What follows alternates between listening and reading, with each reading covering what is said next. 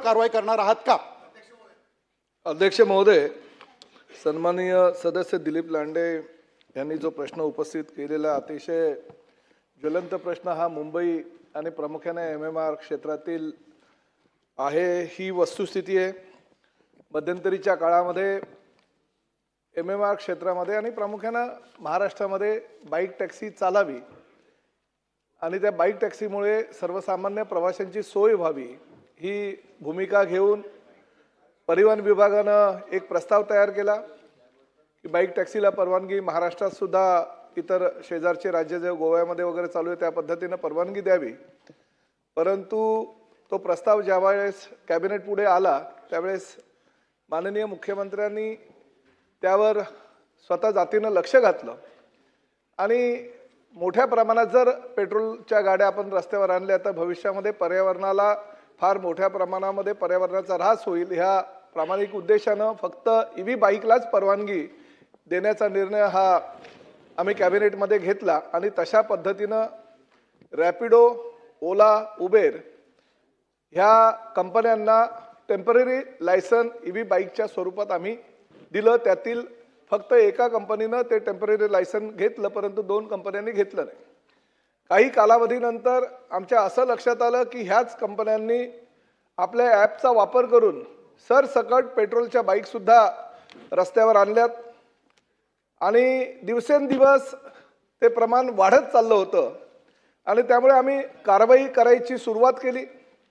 RTOच्या अधिकाऱ्यांनी ज्यावेळेस अध्यक्ष महोदय कारवाई करायला सुरुवात केली तेव्हा आम्ही दंड त्यांना आकारला।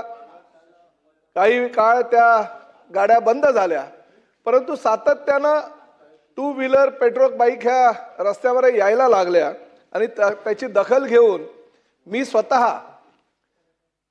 आम्ही सायबर क्राईमकडे तक्रार माझ्या लेटरवर केली की ह्या मोठ्या प्रमाणात विदाऊट परमिशन ह्या बाईक रस्त्यावर आलेल्या आहेत, आपण कारवाई करावी।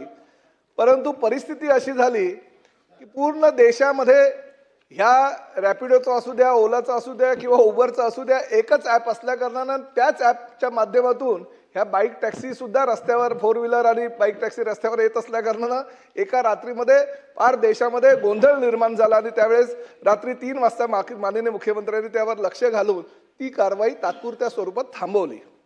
परंतु ही वस्तुस्थिती आहे आणि आश्चर्यकारक आहे, मला जी माहिती मिळाली अध्यक्ष महोदय, आजच्या तारखेला नाही म्हटलं तरी जवळजवळ 4 ते 4.5 लाख इनलिगल बाईक टॅक्सी रस्त्यावर आलेले आहेत विदाऊट परमिशन आणि शासनाचा 1 रुपयाचा सुद्धा महसूल त्या माध्यमातून होत नाही। वारंवार आमच्याकडे तक्रारी झाल्यानंतर RTOचे अधिकारी त्यावर कारवाई करतात, दंड आकारला जातो। तो दंड आकारल्यानंतर जे मोठे ॲपचे धारक आहेत ते स्पष्टपणे बाईक टॅक्सीवाल्यांना सांगतात की तुम्ही फाईन जागेवर भरा, पैसे आमच्याकडनं घ्या आणि याची दखल फार मोठ्या प्रमाणात माननीय मुख्यमंत्र्यांनी घेतली आणि त्यांनी सांगितलं की शासनाचा जर महसूल काही होत नसेल तर यावर काहीतरी कारवाई करणं गरजेचं आणि त्या पद्धतीने त्यांनी बैठक घेतली। बैठकीअंती अजून काही आपण निर्णय त्यामध्ये घेणार आहोत। त्यामध्ये प्रामुख्यानं महाराष्ट्रामध्ये तरुणींना रोजगार निर्माण व्हावा यासाठी एक आम्ही निर्णय आता ह्या बाईक टॅक्सीच्या संदर्भात घेतोय।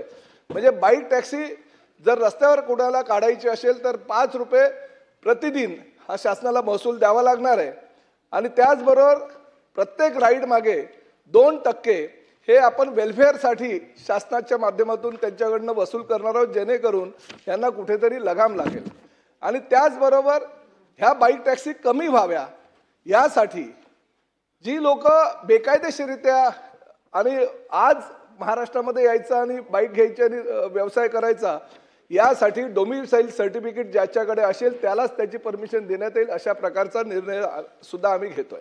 त्यामुळे याला कुठेतरी लगाम लागेल, शासनाचा महसूल वाढेल आणि त्याचबरोबर आपल्या महाराष्ट्रातील तरुणींना रोजगार मिळेल ह्या पद्धतीची भूमिका राज्य शासनाची आहे आणि त्या पद्धतीची ही कडक भूमिका आम्ही भविष्यामध्ये घेणार आहोत। सुनील प्रभूजी।